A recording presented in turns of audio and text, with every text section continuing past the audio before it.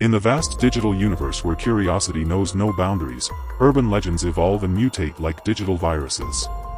One such myth has haunted forums, whisper chains, and conspiracy circles alike: the Red Room myth. A story so chilling, so disturbing, and so layered in digital folklore that it blurs the line between fiction and horrifying possibility. But what is the truth behind this terrifying tale? Is it just another internet creepypasta, or is there something more sinister lurking beneath the surface? In this episode of the Grim Tapes, we unravel the origins, dissect the evolution, and explore the terrifying possibilities of the Red Room myth. Over the course of this deep dive, we'll cover how it all began, what psychological triggers it taps into, why it spread so quickly, and how it ties into the darker corners of the web, places where reality often mirrors our worst nightmares. So settle in, turn down the lights, and prepare for a journey through one of the internet's darkest and most enduring legends, the Red Room. The origins of the Red Room myth. The Red Room myth is believed to have originated in Japan in the late 1990s or early 2000s. It began with a flash animation, a simple but disturbing video. The animation told the story of a person who encountered a pop-up window that couldn't be closed. The window displayed a red door and a childlike voice asking, "Do you like?" Eventually, the victim of the animation was found dead, and their room was painted entirely red, with their blood. This urban legend quickly gained traction on Japanese internet forums such as 2channel. At the time, Japan's fascination with internet horror and digital ghost stories was peaking. The Red Room tale joined the ranks of other disturbing legends like the slit-mouthed woman and the cursed Kleenex commercial. But unlike those, the Red Room wasn't just folklore. It used the internet as a tool, a medium, and a message all at once. This myth gained global recognition when a connection was drawn between the Red Room and the case of a real-life murder, the Sasebo slashing. In 2004, an 11-year-old girl in Japan murdered her classmate. Media reported that the killer had bookmarked the Red Room flash animation on her computer. This revelation cemented the Red Room myth as something more than just a story. It was now seemingly connected to real horror. What is a Red Room really? In internet lore, the term Red Room has evolved far beyond that original flash animation. In modern myth, a Red Room refers to a hidden live stream, often accessible only through the dark web, where viewers can watch, and even interact with, scenes of torture or murder in real time. According to the legend, users can pay in cryptocurrency to vote on what happens to the victim. The idea is terrifying. It plays on our fear of the unknown, the anonymous, and the uncontrollable. But is there any truth to it? Cybersecurity experts and law enforcement officials have repeatedly said that they have no confirmed evidence that Red Rooms as described actually exist. Most videos claiming to show Red Rooms are either staged, doctored, or fictional. Many of them are part of shock websites meant to scare or disturb viewers. But just because something hasn't been proven doesn't mean it hasn't been tried. The deep web is vast, and while much of it is mundane, forums, data, communications, there are indeed darker corners, filled with illegal activity. The possibility of a Red Room, whether real or orchestrated, isn't entirely impossible. But the most horrifying aspect isn't necessarily that they might be real, but that so many people believe they are, and actively seek them out. The dark web connection. To understand the Red Room myth fully, we have to dive into the murky world of the dark web. This hidden layer of the internet isn't accessible through normal browsers. You need specialized software like Tor to get there. While the dark web is often romanticized or demonized, it's neither a purely evil nor completely fictional place. It hosts everything from whistleblower forums to illegal drug markets. Within this space, rumors of Red Rooms thrive. Listings on hidden services have purported to advertise live torture sessions.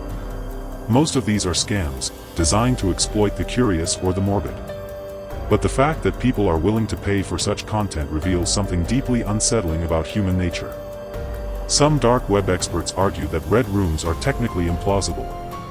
Streaming high-quality, live video over Tor is extremely difficult due to bandwidth limitations. Others point out that even if such streams existed, they'd be almost impossible to police or confirm.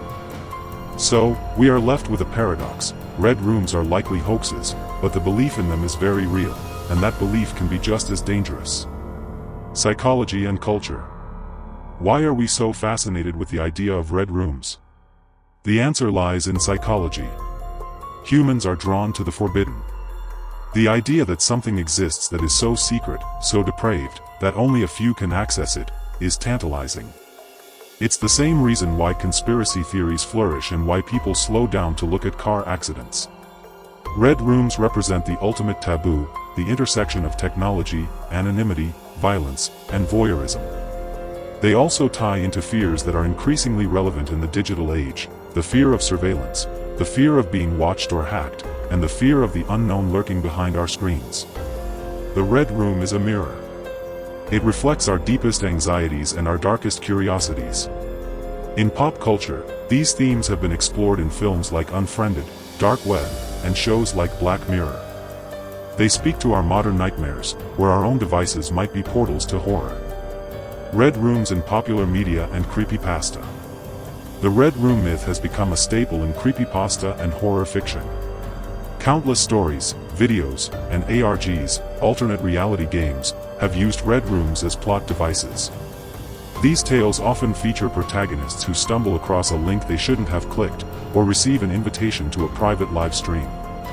In these fictionalized accounts, the victims are often punished for their curiosity. It's a digital twist on the classic horror morality tale. The message is clear: some doors, once opened, can't be closed. YouTube has also seen its share of Red Room-inspired content. Horror channels have explored the myth in detail, often dramatizing or fictionalizing accounts. While these videos usually carry disclaimers, the line between fact and fiction becomes blurred for many viewers. Real-world cases and conspiracies. Despite the mythological framing, there have been real-life cases that echo the Red Room legend. Some crimes have been live-streamed on social media platforms. Others have involved horrific footage shared through private or encrypted networks. These aren't Red Rooms in the traditional sense, but they share disturbing similarities: the act of violence as entertainment, the voyeurism, the anonymity. And with the rise of AI, deepfakes, and virtual reality, the line between reality and fabrication continues to thin. Some conspiracy theorists argue that elite groups use Red Rooms for ritualistic purposes or secret punishments. While there is no hard evidence for this, the theory persists, fueled by paranoia, real-world corruption, and the human tendency to connect dots even where none exist. Why the Red Room myth matters. Whether or not Red Rooms exist in the literal sense is almost beside the point. What matters is the cultural and psychological impact of the myth. It tells us something about ourselves, about the power of the internet to both reveal and obscure truth, to feed our fears, and to challenge our sense of safety. It also underscores the importance of digital literacy. In a world where anyone can create a convincing video or build a fake website, distinguishing fact from fiction becomes more difficult, and more essential. Ultimately, the Red Room myth is a cautionary tale. It warns us about the dangers of unchecked curiosity, the seductive pull of the forbidden, and the dark side of the web that is always just a few clicks away.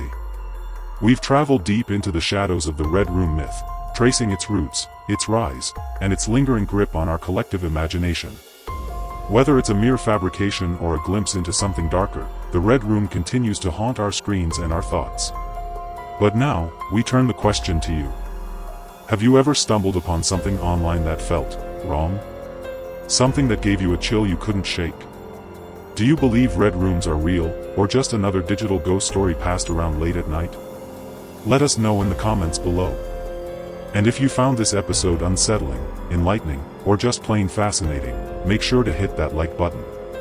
Subscribe to the Grim Tapes for more deep dives into the darkest corners of reality and myth. Share this video with a friend who thinks the internet has no secrets. Until next time, stay curious, but cautious.